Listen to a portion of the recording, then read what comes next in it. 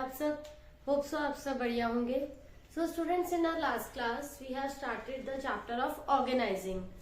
Organizing is second important function of management in which management divides the whole work into different departments according to their specialization so that efficiency can be achieved and organizational goal can be achieved.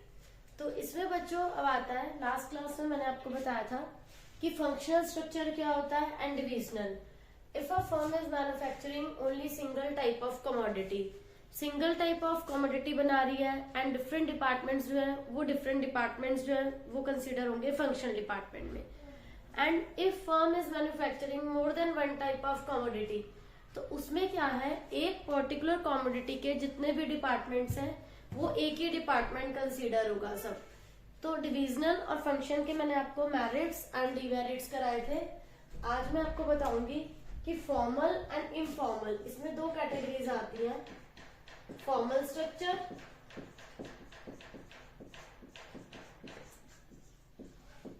And informal structure. ये क्या है, formal and informal structure, and one by one I am going to explain their merits and demerits also. तो first of all बच्चों, formal organisation क्या है. Organising process में जब managers जो है डिफरेंट टास्क असाइन करते हैं काम को, गोल को अचीव करने के लिए कि रिसोर्सेज की यूटिलाइजेशन अच्छे से हो, एफिशिएंटली हो, तो यहाँ पर जो वर्कर्स हैं दे क्लियरली, आप उनको उनका टास्क क्लियरली एक्सप्लेन करते हो, क्लियरली समझाते हैं, एंड जो उनका रिलेशनशिप है उन्हें हम जो अथॉरिटी रिस्पॉन्सिबिलिटी असाइन करते हैं, सुपीरियर सबॉर्डिनेट का जो रिलेशनशिप है, जिसमें हम उन्हें क्या बताते हैं कि उनकी अथॉरिटी एंड रिस्पॉन्सिबिलिटीज क्या है. Authority and responsibilities.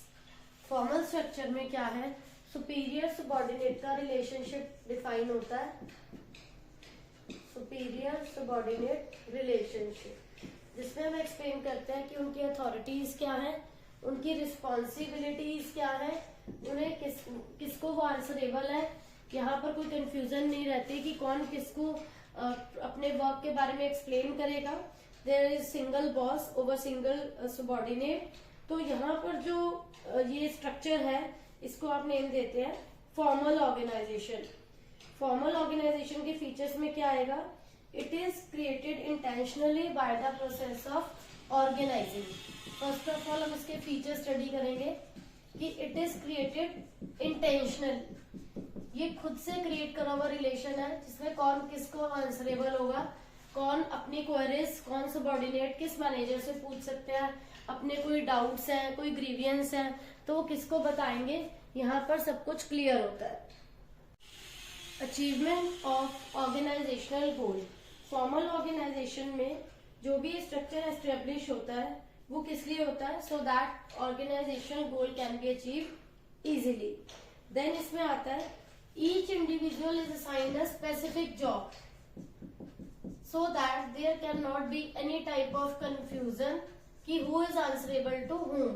No confusion should be there so that एक प्रॉपर हायरार्की मेंटेन रहे, स्केलर चेन फॉलो करना इजीली रहे, कोई कंफ्यूजन नहीं रहे, unity of direction can be follow. Next आता है इसमें every individual is assigned a fixed authority. यहाँ पर एक फिक्स्ड अथॉरिटी असाइन की जाती है सो दैट उन्हें एक डिसीजन मेकिंग पावर में प्रॉब्लम ना आए. फिक्स्ड अथॉरिटी के साथ रिस्पॉन्सिबिलिटी भी असाइन की जाती है so that they can easily decision making power में वो पार्टिसिपेट कर सके, वो डिसीजन मेकिंग में इन्वॉल्व हो सके, which is very important for the firm. Next आता है इसके अंदर formal organisation structure creates superior subordinate relationship. क्योंकि हम यहाँ कंफर्म करते हैं कौन किसको आंसरेबल होगा, आपने उनको अथॉरिटी रिस्पॉन्सिबिलिटी भी असाइन करी, तो कैसा रिलेशन रहता है यहाँ पर, सुपीरियर, कौन किसको आंसरेबल है, कौन किसका हेड है, कौन किसके अंडर में वर्क कर रहा है. नेक्स्ट इज द, यहाँ पर फॉलो होती है एक स्केलर चेन ऑफ कम्युनिकेशन, कि आप एक सीक्वेंस में एक लेवल वाइज जो है इंफॉर्मेशन को पास करेंगे directly, no one can communicate to any other person, एक प्रॉपर हिरार्की फॉलो होती है इसके अंदर। इस टाइप के ऑर्गेनाइजेशन स्ट्रक्चर के एडवांटेजेस क्या है? एडवांटेजेस अगर हम देखें ऐसे ऑर्गेनाइजेशन स्ट्रक्चर के क्या है, सिस्टमेटिक वर्किंग, कि इस टाइप के फॉर्मल ऑर्गेनाइजेशन में सिस्टमेटिक वर्किंग रहती है, बिकॉज क्लियर कर रखा है मैनेजर्स ने कि कौन किसका सुपीरियर है और कौन किसको आंसरेबल होगा, लाइक उनकी अथॉरिटीज क्या है, उनकी रिस्पॉन्सिबिलिटीज क्या है, वो अकॉर्डिंगली वर्क करते हैं, कहीं पे किसी टाइप की कोई कंफ्यूजन नहीं रह जाती। Formal organisation structure is established, इस टाइप का ऑर्गेनाइजेशन स्ट्रक्चर क्यों एस्टेब्लिश किया जाता है? To achieve organisational objective. Managers जो है वो अपने सबॉर्डिनेट्स के डिफरेंट टारगेट्स फिक्स करते हैं, डिफरेंट डिपार्टमेंट्स के, डिफरेंट लेवल्स के, डिफरेंट वर्कर्स के, जिनका अल्टीमेट मोटिव क्या रहता है? To achieve organisational objective. Main जो टारगेट है what is that is to achieve organisational objective. अब फॉर एग्जांपल आप इसमें ये ले सकते हैं कि वो ऑर्गेनाइजेशन का ऑब्जेक्टिव हायर सेल्स है या हायर प्रॉफिट है, अकॉर्डिंगली हमने वर्क को डिवाइड कर दिया, सब लोगों को उसके अकॉर्डिंग हमने काम असाइन कर दिया। इस टाइप के ऑर्गेनाइजेशन स्ट्रक्चर का बेनिफिट क्या होता है? There is no overlapping of work. Overlapping of work मतलब जब हमने क्लियर कर दिया कि who is answerable to whom, कौन किससे क्या डिस्कस करेगा, अपनी प्रॉब्लम्स बताएगा, यहाँ पर कोई भी वर्क में कैसी भी कंफ्यूजन नहीं रहती, कोई भी ओवरलैपिंग नहीं होती, बिकॉज सबके टास्क, सबके अथॉरिटी, सबकी रिस्पॉन्सिबिलिटी, सब कुछ क्लियर कर रखा है। Then is the coordination. सभी डिपार्टमेंट्स में इस स्ट्रक्चर के एस्टैब्लिश होने से क्या मेंटेन रहता है? कोऑर्डिनेशन, बिकॉज आपने सुपीरियर सबॉर्डिनेट रिलेशनशिप डिफाइन कर दिया, सबको अपनी स्पेसिफिक जॉब बता दी, सबकी अथॉरिटी रिस्पॉन्सिबिलिटी बता दी। Now each and everyone is doing job at their level, and इसकी वजह से डिफरेंट डिपार्टमेंट्स में एक गुड कोऑर्डिनेशन मेंटेन रहता है। Then is the creation of chain of command, क्योंकि यहाँ क्लियरली डिफाइन कर दिया कि सबॉर्डिनेट सुपीरियर का रिलेशन क्या है, उसकी वजह से जो creation of chain of command है, स्केलर चेन का प्रिंसिपल है, वो बहुत अच्छे से फॉलो होता है, बिकॉज यहाँ पर कोई कंफ्यूजन नहीं रह जाती कि कौन किससे जाकर किस प्रॉब्लम को डिस्कस करेगा। सुपीरियर को कुछ भी बताना है, इंस्ट्रक्शंस देनी है, उसके अंडर में कौन से सबॉर्डिनेट्स है एंड सबॉर्डिनेट्स का कुछ ग्रीवियंस है, उन्हें अपने किस हायर अथॉरिटी से डिस्कस करना है, everything is clear. Then what are the disadvantages of such type of organisation structure? बच्चों ऐसा नहीं है हमेशा जो भी ऑर्गेनाइजेशन स्ट्रक्चर बना है उसके पॉजिटिव पॉइंट्स ही आएंगे, हर चीज के पॉजिटिव पॉइंट्स भी होते हैं एंड नेगेटिव भी होते हैं। तो इसके डिसएडवांटेजेस क्या हो सकते हैं इस टाइप के ऑर्गेनाइजेशन स्ट्रक्चर के, वो देखते हैं हम। Sometimes there is delay in action. Why is it सो?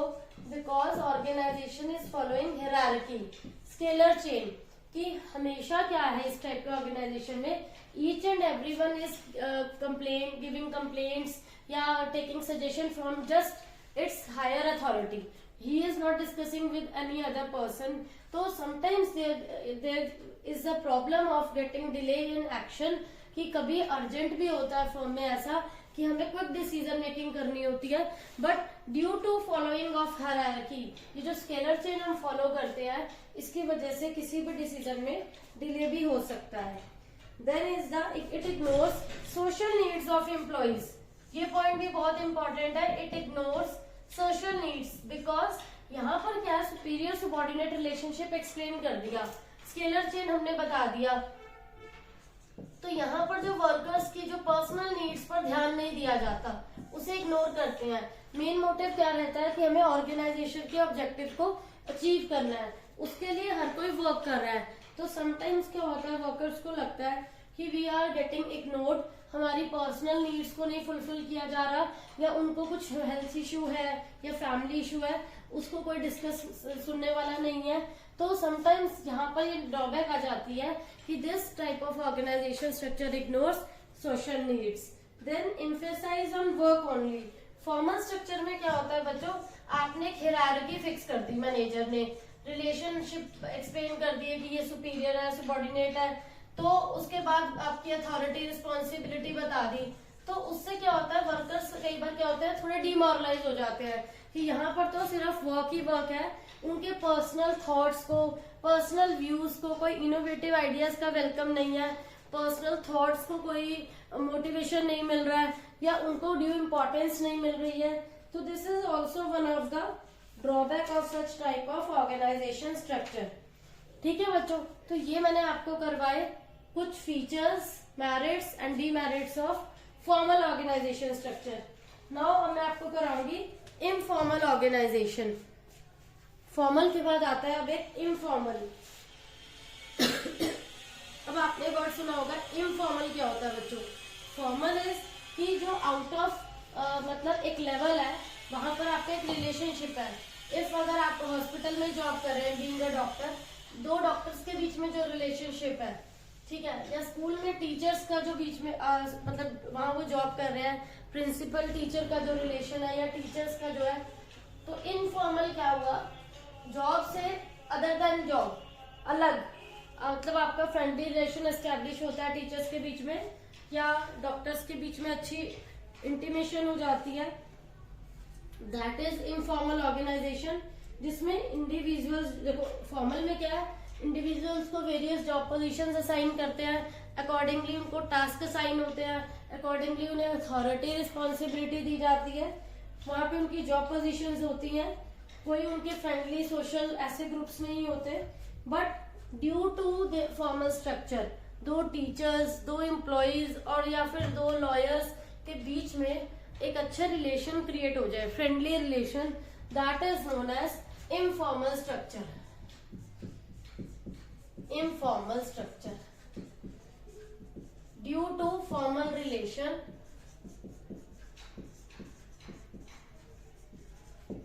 उस जॉब पोजीशन की वजह से, उस पर्टिकुलर जॉब की वजह से आपके इंटरेक्शन हो रही है, कोई सोशली फ्रेंडली ग्रुप बन रहा है, informal structure gets created automatically. And उसका मेन पर्पस क्या है, psychological satisfaction, it just gives psychological satisfaction, psychological satisfaction. Informal में ये होता है। तो यहाँ पर क्या है, फॉर्मल स्ट्रक्चर नहीं होगा, कोई जॉब नहीं होंगी अगर, तो आपका इनफॉर्मल स्ट्रक्चर नहीं क्रिएट हो सकता, क्योंकि दो टीचर्स उस पर्टिकुलर जॉब प्लेस पर अगर नहीं मिलती तो उनके बीच में अच्छे हेल्दी रिलेशंस नहीं क्रिएट होते, या दो वर्कर्स के बीच में अच्छी बॉन्डिंग नहीं होती। तो ड्यू टू फॉर्मल स्ट्रक्चर जो इनफॉर्मल रिलेशन क्रिएट हुए हैं उसको हम क्या कहेंगे, इनफॉर्मल ऑर्गेनाइजेशन। तो इट गेट स्टेटेड ऑटोमेटिकली, इसके लिए हमने कुछ एफर्ट्स नहीं करी हैं। अब इसके फीचर्स में मैं आपको बताऊंगी। ये रिलेशन जो है ये क्रिएट हुए ऑटोमेटिकली क्रिएटेड रिलेशंस है ये। जैसे फॉर्मल में intentionally someone is your superior and कोई आपका सबॉर्डिनेट है, कोई आपको इंस्ट्रक्शंस दे रहा है, यहाँ पर कोई भी इंटेंशन नहीं है, ऑटोमेटिकली क्रिएशन होता है इस टाइप के स्ट्रक्चर का। कोई इंटेंशन नहीं होती कि आप वहां जाके जॉब करेंगे एंड कोई आपका फ्रेंड बनेगा, ये अपने आप ही क्रिएट होते हैं रिलेशन। इस टाइप के जो ऑर्गेनाइजेशन स्ट्रक्चर है, it is formed by the employees to get the psychological satisfaction. क्यों क्रिएट कर रहे हैं वो बच्चों, देखो जॉब के साथ साथ आपकी पर्सनल साइकोलॉजिकल सोशल नीड्स भी फुलफिल होना जरूरी है। उन नीड्स के आउट ऑफ अगर आप घूमने जा रहे हैं, मिल रहे हैं, तो that is informal structure. Then is the, यहाँ पर आपका कोई ऐसा नहीं है कि आप कोई किसी से रिस्पॉन्सिबिलिटी असाइन कर रहे हैं, कोई रिस्पॉन्सिबिलिटी दे रहे हैं किसी को, नो अथॉरिटी नो रिस्पॉन्सिबिलिटी। यहाँ पर फ्रेंडशिप का रिलेशन है, तो ऐसा नहीं है कि आपको रिस्पॉन्सिबिलिटी दी गई है, अकॉर्डिंगली आप उसके वर्क कर रहे हैं। यहाँ जनरल बिल्कुल कोई आप पे हार्ड एंड फास्ट रूल नहीं है, तो कोई अथॉरिटी रिस्पॉन्सिबिलिटी का रूल नहीं फॉलो करना। यहाँ पर कोई आपको स्केलर चेन नहीं फॉलो करनी कि इनिशियली आपको अपने हायर सुपीरियर से बात करके उसे इन्फॉर्म करना है कि हम आज कहीं घूमने जा रहे हैं आउट ऑफ जॉब, हम जॉब के बाद, जॉब टाइमिंग्स के बाद हम मिलेंगे, या वीकेंड्स पे या संडेज वाले डे। तो यहाँ पे कोई सुपीरियर सबॉर्डिनेट रिलेशनशिप नहीं होता, किसी को कुछ इन्फॉर्म करने की नीड नहीं है, कोई स्केलर चेन फॉलो नहीं होगा। ये बस अपनी सोशल नीड्स को फुलफिल करने के लिए बनाया जा रहा है। Existence of informal organisation structure depends on the formal.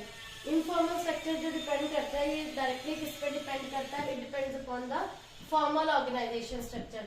अगर फॉर्मल किसी का अच्छा है स्ट्रक्चर, तभी इनफॉर्मल रिलेशन क्रिएट होंगे, otherwise it is not possible कि अगर आपकी फॉर्मल लेवल पर जॉब अच्छी नहीं है, फॉर्मल वर्क आपका अच्छा चल रहा है, इन दैट केस इनफॉर्मल भी एस्टेब्लिश होने में प्रॉब्लम नहीं आती। तो ये इसके बच्चों कुछ फीचर्स हैं। इसके बाद मैं आपको बताऊंगी कि इस टाइप के स्ट्रक्चर के एडवांटेजेस क्या है। यहाँ पर फर्स्ट एडवांटेज आएगा आपका फास्ट कम्युनिकेशन। नो, क्योंकि आप कोई हायरार्की नहीं फॉलो कर रहे हैं,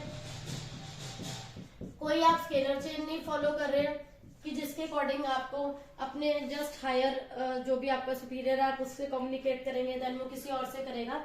यहाँ पर आप एट एनी टाइम जिससे भी आपके हेल्दी रिलेशन है आप उनसे कांटेक्ट कर सकते हैं, उन्हें अपनी प्रॉब्लम शेयर कर सकते हैं। तो यहाँ पर कोई डिले नहीं होता कम्युनिकेशन में। It fulfil social needs.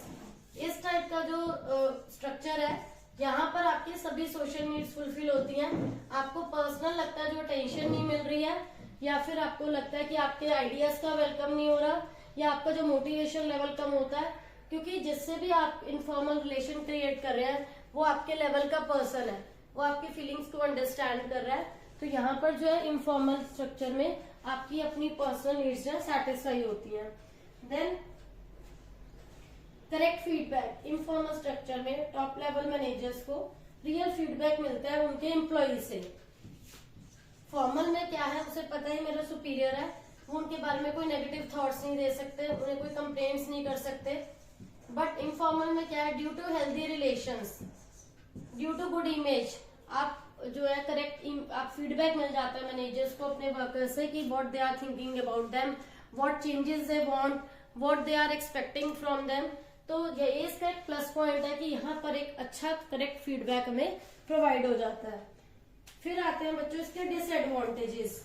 Disadvantages, इस टाइप के ऑर्गेनाइजेशन स्ट्रक्चर के नेगेटिव पॉइंट्स क्या हो सकते हैं, क्योंकि ये हमें जहां तक लगता है सोशल नीड्स को फुलफिल कर रहा है, तो इस टाइप के स्ट्रक्चर में कुछ बुराई नहीं हो सकती। Still there are some negative point. इसमें फर्स्ट आता है र्यूमर्स की प्रॉब्लम रहती है। नाउ व्हाट आर र्यूमर्स, कि यहाँ पर मैनिपुलेशन हो जाता है कि कोई भी एम्प्लॉय आपके बारे में, किसी से हेल्दी रिलेशन है किसी एम्प्लॉय के अपने मैनेजर के साथ, तो वो मैनिपुलेट करके बात को चेंज करके बता सकता है, जिससे कि उसकी इमेज जो है वो खराब हो सकती है। 70% इंफॉर्मेशन जो हमने सर्वे करा, जिससे हमें पता चला कि जो र्यूमर्स बना देते हैं, बात को चेंज करते हैं, इससे एम्प्लॉयज जो है के बारे में नेगेटिव इमेज हो जाती है कि वो अपने मैनेजर्स के बारे में नेगेटिव इंफॉर्मेशन पास कर रहे थे। एंड इस टाइप के स्ट्रक्चर में कोई सिस्टमैटिक वर्किंग नहीं होती, नो सिस्टमैटिक वर्किंग, क्योंकि यहाँ पर जो है आपके क्लोज रिलेशन है, आपके फ्रेंडली रिलेशन है, तो यहाँ पर कोई सिस्टमैटिक वे नहीं है काम करने का। आपके गुड रिलेशंस होने की वजह से आप उनसे कैसे भी डील कर सकते हैं। Sometimes it may bring negative results if informal organisation opposes the policies and change of management, it becomes very difficult to implement them in organisation. तो sometimes it may bring negative results, ऐसा भी हो सकता है इस type के organisation structure से it may bring negative results also, क्योंकि ये जरूरी नहीं है हमेशा हमें पॉजिटिव रिजल्ट्स मिले इस टाइप के ऑर्गेनाइजेशन में। इट मे बी हैपन कि इस टाइप के ऑर्गेनाइजेशन में कई बार नेगेटिव रिजल्ट्स भी सामने आ जाते हैं। तो ये थे बच्चों इस टाइप के ऑर्गेनाइजेशन स्ट्रक्चर के एडवांटेजेस एंड डिसएडवांटेजेस। नेक्स्ट इसके बाद आता है बच्चों there is one another important question कि डिफरेंस क्या है फॉर्मल एंड इनफॉर्मल ऑर्गेनाइजेशन में। तो बच्चों जैसे मैंने आपको एक्सप्लेन करा है, ये फॉर्मल ऑर्गेनाइजेशन जो है वो आपने इंटेंशनली क्रिएट करा है, बट इनफॉर्मल ऑर्गेनाइजेशन वो ऑटोमेटिकली क्रिएट हो जाता है, उसके लिए आपको एफर्ट्स नहीं करनी पड़ती। जो फॉर्मल ऑर्गेनाइजेशन है वो क्यों क्रिएट करा है, टू अचीव ऑर्गेनाइजेशनल गोल, जबकि जो इनफॉर्मल है वो क्यों है, फॉर साइकोलॉजिकल सेटिस्फेक्शन के लिए।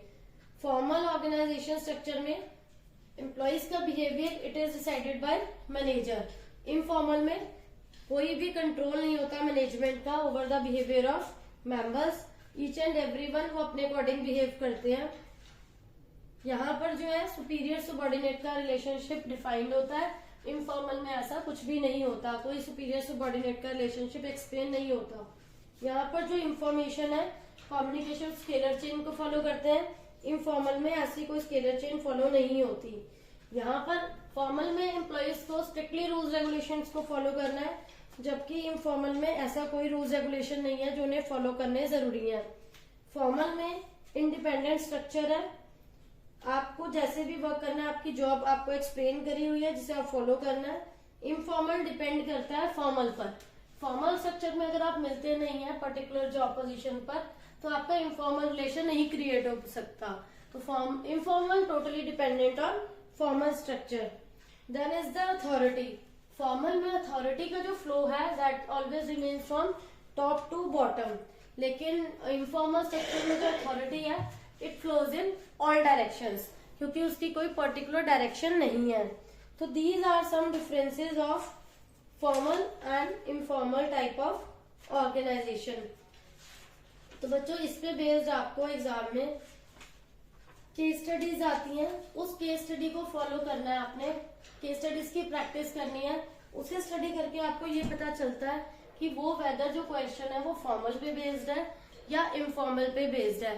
देन क्वेश्चन में उस टॉपिक पे रिलेटेड आपको मेरिट्स और डीमेरिट्स भी पूछे जा सकते हैं, जो आपको अच्छे से पता होने चाहिए। तो आप इस टॉपिक को अच्छे से लर्न करिए, this is very very important topic. तो होप सो बच्चों आप सबको ये टॉपिक क्लियर हो गया होगा, फॉर्मल एंड इनफॉर्मल स्ट्रक्चर का, इसमें कोई डाउट नहीं होगा। Still you are having any doubt, please ask in comment section. Thank you.